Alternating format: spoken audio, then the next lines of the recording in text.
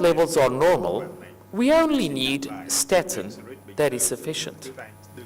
But look what happens when triglyceride levels are slightly to moderately elevated, in between 1.7 and 5.7 millimoles per liter.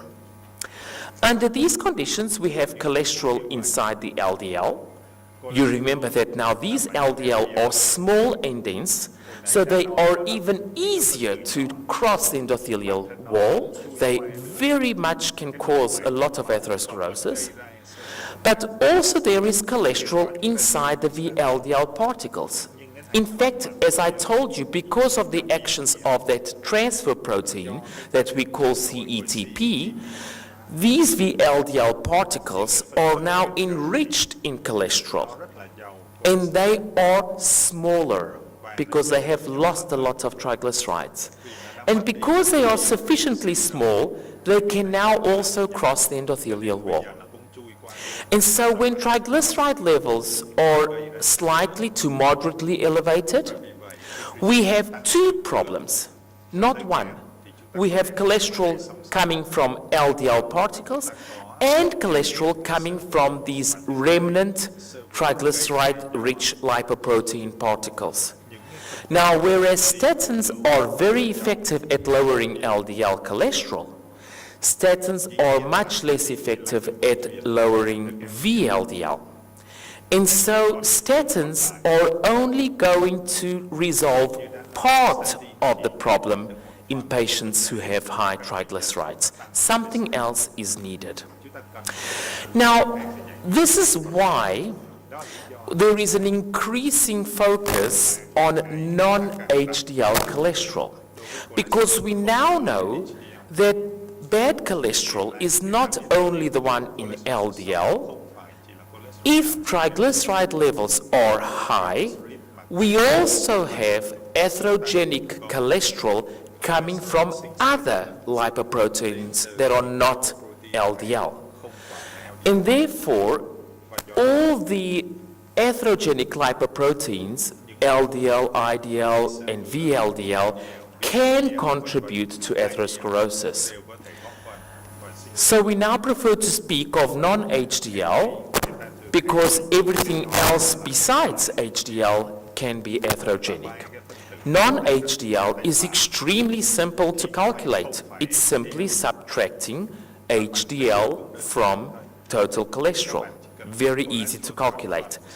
And the guidelines around the world all recommend that the goal for non-HDL cholesterol is no more than 30 milligrams per deciliter, that is about 0.8 millimoles per liter, above the goal for LDL cholesterol in that patient. And you know that each patient, according to the level of risk, has got a different LDL goal. Now, there are a lot of studies showing that non-HDL cholesterol is a better marker of cardiovascular disease than LDL cholesterol. And this is why we are increasingly adopting non-HDL cholesterol as the predictor of cardiovascular risk. This is a meta-analysis of several of these studies published recently, showing that non-HDL is better than LDL. And in fact, this meta-analysis was performed by doctors in the United States of America. And what the authors did is something very interesting. They said, if we were to start treating patients according to their non-HDL level, instead of what we are doing today, which is only looking at the LDL, what would happen? And the answer is that if in the United States, physicians would treat non-HDL cholesterol rather than LDL, they would prevent 300,000 myocardial infarctions and strokes over a 10-year period, more 300,000 than what would happen if they were only looking at LDL cholesterol. So indeed, non-HDL cholesterol is much better than LDL. There are various advantages to non-HDL cholesterol. As I've told you, non-HDL cholesterol includes an assessment of all the ApoB containing lipoproteins. And these are the ones that can cause atherosclerosis, and even including lipoprotein little a. On the other hand, non-HDL cholesterol is also an indirect estimate of the number of particles of LDL, and several studies have shown that the number of particles of LDL relates much better to cardiovascular risk than the LDL concentration of cholesterol. Furthermore, non-HDL cholesterol makes no assumption about the relationship between VLDL and triglycerides. What this means is that I am limited, I cannot use the Friedewald formula to calculate or estimate LDL levels when the triglyceride levels are too high. Well, that can give me a falsely low LDL level. So sometimes I can be mistaken if I am only looking at LDL. By looking at non-HDL, it doesn't matter if you've got high or low triglycerides, it's always going to give you a reliable estimate of all the atherogenic lipoproteins. Finally, you don't need fasting, so patients can even have a random assessment of their non-HDL level. It is very easy to calculate.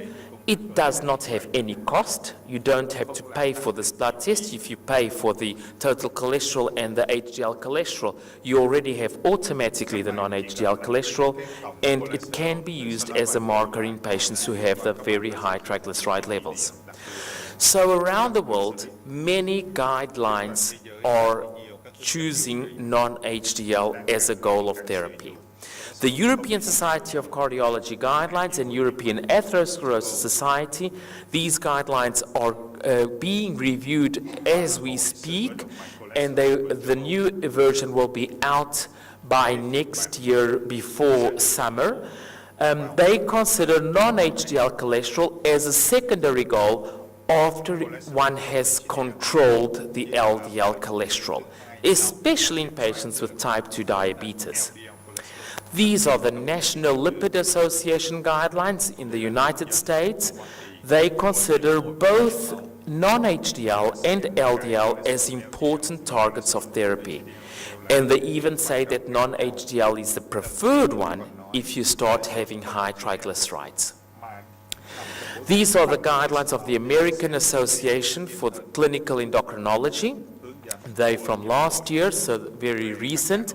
And again, they consider LDL and non-HDL cholesterol both as targets for therapy. So we need to get both of these values within the range of recommended values, and the levels differ according to the risk category of the patient. These are the NICE guidelines of the United Kingdom. In the United Kingdom, no longer LDL is to be measured or to be considered for target of treatment. Non-HDL cholesterol is now the only primary target of therapy in the United Kingdom. So they're no longer looking at LDL. So many guidelines around the world are recognizing that there is more than LDL that can explain the risk of cardiovascular disease.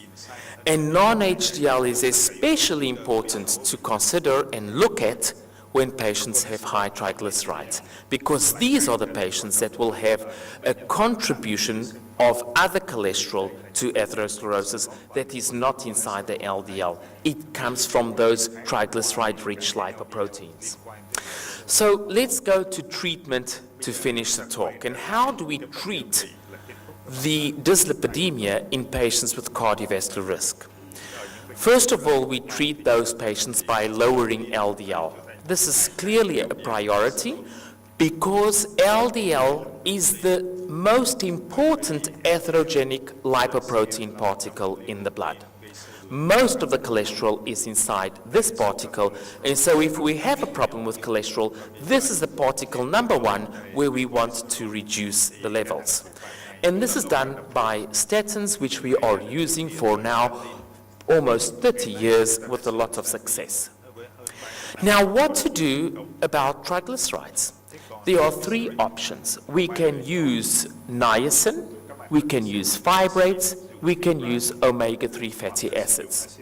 Now, niacin, although quite effective at lowering triglycerides, does have a lot of safety issues and tolerability issues, and in fact, the trial in which it was tested on top of a statin had some negative results. So niacin is no longer being used in many parts of the world, including my country.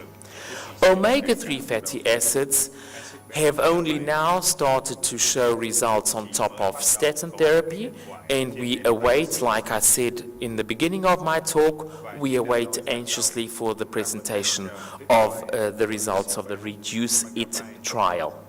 What about fibrates? So these are the drugs that are now available and are now being used in many parts of the world on top of a statin, in my country in fixed dose combination therapy, to reduce triglycerides because of the evidence that they have on top of statin therapy. So fenofibrate is a PPAR alpha agonist, which reduces the levels of triglycerides, increases the levels of HDL, and also changes favorably the phenotype of the LDL particle. So it corrects that mixed dyslipidemia. Why fenofibrate specifically is a fibrate that I'm talking about? Because we're speaking about adding a fibrate to statin, and the only fibrate that we can add safely on top of a statin is fenofibrate. The combination of fenofibrate with any of the 7 statins available around the world has been tested, all of the statins. And in general, we see an improvement of the lipid profile, especially a reduction in the triglyceride levels in all patients when we add fenofibrate on top of the statin. We also see a change in the phenotype of the LDL particles from a dominant small dense population to a dominant larger particles that are less prone to oxidation and so are less dangerous, less atherogenic. Now, the 2 large clinical trials that have tested fenofibrate are FIELD and ACORD lipid. Both of them were run in patients with type 2 diabetes. However, the trial in which every single patient got a statin is ACORD lipid. So this is the most important trial for evidence regarding the efficacy and the safety of combining fenofibrate on top of a statin in patients with high risk of cardiovascular disease. Now, half of the patients in these trials did not have elevated triglycerides.